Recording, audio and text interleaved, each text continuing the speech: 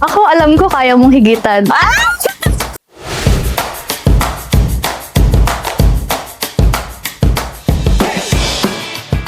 So, kumusta naman? Bilang matagal tayong hindi nagkita, bilang ikaw ang aking busy admin behind all the bookings. Ang dami nating natatanggap na messages. Grabe. Iba-iba. Merong weddings, merong unprom, ganyan. Yan. Super happy. Dami nating nabook. Malaki ka mo yung cut-off mo. So, thank you kay Makeup by Trish. Thank you din, syempre. Thankful ako sa effort. Thankful kami ni na EJ sa effort mo sa pagbubok ng mga client. So, ito na nga. Since naisip nga natin tong ganitong podcast, para medyo maiba ng konti, itanong mo sa akin yung mga bagay na gusto mong malaman about Makeup by Trish. Kasi, alam mo naman, yung setup natin is, yes, ka-team ka namin, isa ka sa team namin, pero yung nakikita mo is yung booking process lang. Nakikilala mo yung mga clients online, pero kami ni na EJ, yung team namin, the hairstylist, ako bilang mistress, kami lang yung nandun sa wedding, pero ikaw, nandun ka lang sa online procedure kung paano ibubook ni client yung isang date. So, ayun, tanong mo lang sa akin yung mga bagay na curious kang malaman. Okay. Yan. Actually, madami. Kasi, parang feeling ko, parang hindi naman ako totally super, yun nga, hindi ako totally super part na nakakasama ako sa weddings, ganyan. Hindi ka super part. Ito na, lalabas ko na yung sama. Actually, kasi ako pag natatanggap ako ng inquiries before, nung 2 years ago, nung nag-apply ako sa'yo, na parang, sabi ko, paano mo ba malalaman kung yung client ba, ready na siya mag-book? Yeah. Ang sagot ko lang sa akin nun, mararamdaman mo yan. Yun yung Diba? mismong words ng pagkakasabi mo. Mararamdaman mo naman yan Yes. kung ready to book na sila. Pag nakakatanggap ako lalo, pag weddings, ng inquiries na may mga clients na sobrang daming tanong, may mga clients naman na tanong lang ng rate, tapos book agad. Yes. Wala ibang tanong, parang trusted ka na talaga nila.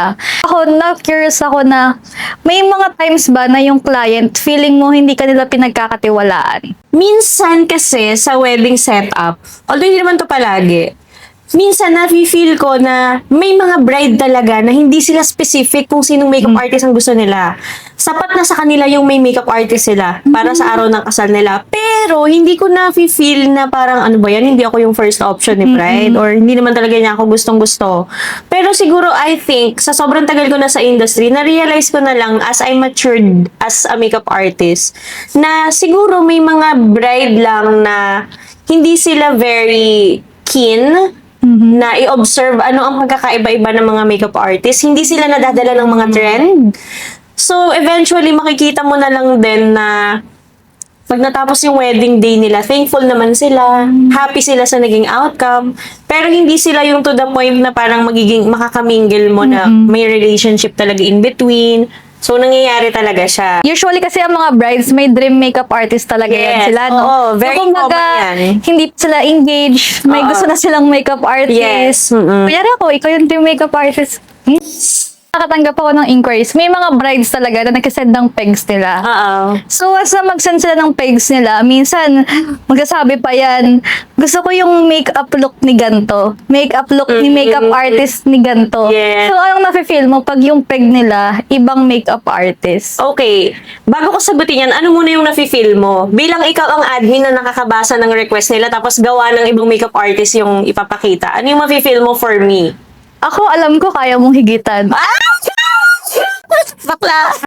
Parang ang nafe-feel ko naman, nung una na-offend ako, nung bago-bago pa lang ako sa Immature ka pa. Yes, immature pa talaga that time.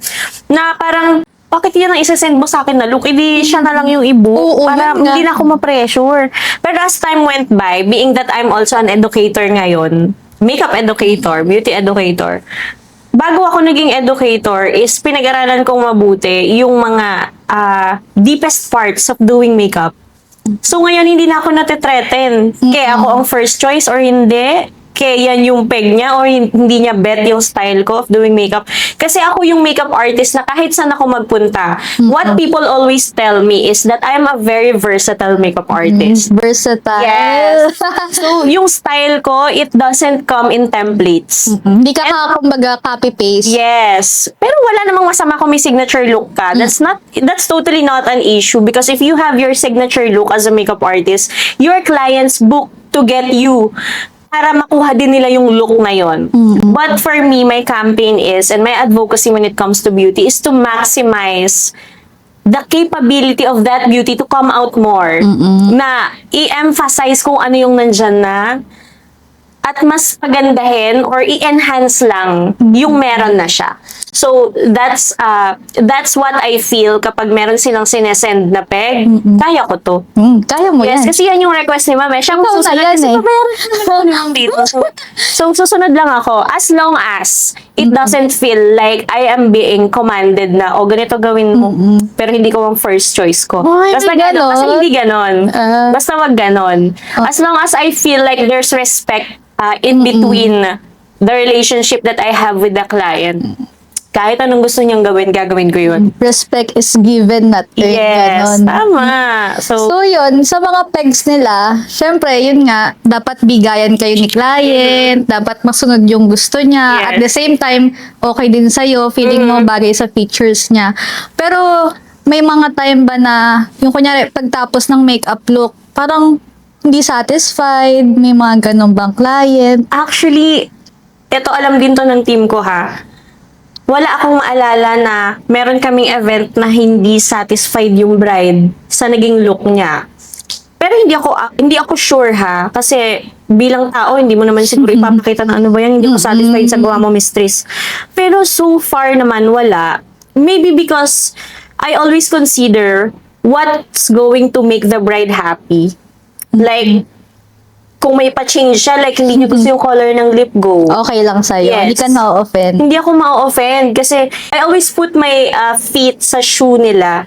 Na paano kung ako yung bride tapos pink yung lippy na ginamit sa akin? Eh, hindi nga bagay ang pink sa akin, pang coral na ako, mistress. So, syempre, ibigay mo yung magiging part ng happiness nila and mas magpapaka-confident sa kanila as they walk down the aisle. Sobrang complicated pala niya, no, actually. Kasi ako, ang nakikita ko lang, yun, pag nag-inquire sila, bago sila mag-book. Yes. Then, pag during the day, kasi ikaw na mismo yung kausap nila. Then, after ng event nila, doon ako nakakabasa ng mga message na, thank you, mistress. Sobrang saya na ikaw yung na-book ko. Anong feeling? Sige. Diba? Na Feeling na ganun yung sinasabi. may mga heartfelt messages Oo. after the wedding. Ako dinadala ko talaga yon. Walang walang Yun yung nagpapabalik sa'yo. yes. Ah. Yun yung mga bagay na tinatawag kong palaging small things na yung ibang tao akala nila normal yung good feedback eh. Pero for Hindi, me, those are the actually. things that keep me going. Yun yung nagre-remind sa akin why I would always choose to be in the bridal industry. Although, the bridal industry nowadays, sobrang complicated na niya and sobrang taas na ng standards ng mga tao. Maybe because sobrang dami na nilang nakikita online. Sobrang dami na nilang nakikita online. Tumataas yung expectations nila. And, for me naman, as an artist, why not keep up? 'Di ba? Bakit hindi mo habulin Kung yung anong... height nung level na nakikita nilang posible? Because I believe kasi, whatever a person could see na posible is posible. 'Di ba? Especially in the bridal industry, yung mga simple pegs, bigay mo. Bigay Why mo not? lang. You are an artist anyway. An artist is flexible, versatile. An artist is creative. 'Di ba? So in a way, yung word na artist should always remind you na you are a makeup artist. You can do it. 'Di ba? So siguro kapag hindi mo talaga kayang gawin yung request, be confrontational na lang din kay bride upon inquiry pa lang. Pero parang wala namang ganun na hindi mo kayang peg. Uy, wag ka naman ganyan. Uy, wag ka naman ganyan. Ito nga yun. Siguro kaya nasasabi nila na versatile artist ako, na kahit anong look is kaya ko siyang i-achieve. Although sa sarili ko naman I am very sobrang nahihiya ako kapag sinasabi nila na versatile daw ako, ganyan. Paniya. Hindi naman yung parang pa-humble ka. Pero nahihiya ako. Kasi parang ang dami ng magaling dyan. Para mapansin pa nila na, ay, kaya rin pala niya yun. Ako naman kasi, siguro lang I think, dahil nagsimula ako noon na ang dami ko din naranasan na pressure, na ang daming magaling, I've always dreamt of being kagaya nila. Pinangarap kong maging kagaya nila, pinangarap kong maging magaling. And I remember telling myself, nung nag-start pa lang ako mag-makeup na kaya ko rin yung ginagawa nila. And up until this day na naging educator na ako, I've been invited to lots of classes, to host those classes of those brands. And nag-guest din ako ng TESDA. Yes. So, I represented doon yung beauty industry. Thankful ako doon. And I think mararating mo lang yung mga ganong level ng pagtitiwala mula sa mga ganong tao or sa society. If you also believe na ikaw palagi ka din hungry na matuto. So, hindi natatapos yung pag-aaral Yung learning, mo. oo. Hindi natatapos ang learning. And I think yun yung factor na dapat mo i-consider kapag artist ka. As an artist, grabe, hindi pa siya nakaka-burn out kasi parang, kailan ka matatapos? Kailan ka Artist rin, alam mo rin. Hindi siya nakaka-burn out. Kasi diba, kunyari, parang lahat naman din ng profession, endless learning din naman siya. Pero kasi yung industry ng makeup, parang sobrang nakaka-pressure yung pag-keep up sa bago Actually, nakaka-pressure yung pag-keep up kasi palaging may bago. And parang ang pinaka-main pressure is, am I not good enough? Bakit mas marami silang wedding? Bakit mas marami silang booking, ganyan? May mga ganong idea or stigma sa makeup industry na kaya sila fully booked, magaling sila eh. Kaya sila fully booked kasi mahal yung mga makeup nila eh. Kaya sila fully booked, maganda yung camera nila eh. But the real thing is, kaya sila na-fully booked because they're visible. Nakikita sila ng mga clients. They are very active, posting in social media. That's one big factor. Napilit kong sinusurvive kasi Sana naman, pag-edit na ng content. sa sobrang busy ko, parang ang hirap na maging palaging may post. Tapos, siguro, one reason why they're always booked sa mga nag-iisip ng ganito, na bakit may mga makeup artist na palaging nabubook, bakit sila palaging nakaka-keep up. Akala kasi nila, importante na palagi kang may bagong client. Not knowing, for me that it is very important na may mga naaalagaan kang client. Actually, may mga nagbubook sa akin na magugulat ako, ay, client na to before. Yes, for so many times naayusan ko na. Yun, kasi sila yung word of the mouth. Yes, sila yung mga bumabalik at sila yung nagpapakalat ng magandang balita na maganda ang mag-makeup. Yes, iba ang makeup ni Mistress. Yes. Siguro, para sa akin, the mere fact na isa kang makeup artist and you are a booked and busy makeup artist, you also deserve clients that trust you. Yes. Parang ito na yung time to stop chasing clients. Ikaw na dapat ang lalapitan. Yes, tama. Gawin mo yung mga bagay na magiging reason for the clients to search for you. At maybe hindi ikaw mismo yung hinahanap nila, but everything that they needed to have sa isang makeup artist, makikita nila sa'yo. Yes, nasa And yun na. that's the point, na ikaw na yung pipiliin nila. Yes, and I think one thing or one of the biggest things na hinahanap ng isang client is an educated artist, a reliable artist, and an artist that will go the extra mile on their special day. Hindi yung basta magkakaskas lang ng brush. Yes. Yung Didikit lang really- ng pano powder. Yes! Hinahanap nila yung tutulungan silang magsara ng damit nila. Yeah, may, hindi bare minimum kumbaga. Yung iaabot yung coffee ni Brian habang mini-makeupan. And by that, what I mean to say is yung makeup artist na kaya nilang magkaroon ng relationship. Connection. Yes, connection. Hindi yung pure business. Kasi ako, yun yung na-enjoy ko sa wedding eh. Yeah. Nagiging friend ko yung mga bride ko.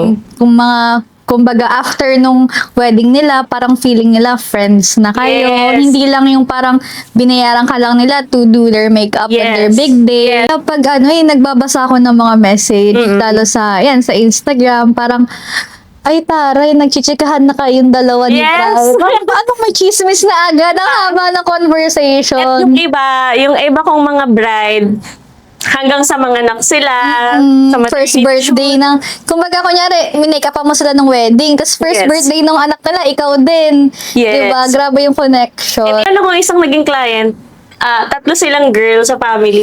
Lahat sila, nung ikinasal sila, ako yung makeup Ay, artist. taray. And nakakatuwa kasi syempre nung nagkita kami ulit, pareho na kaming may baby.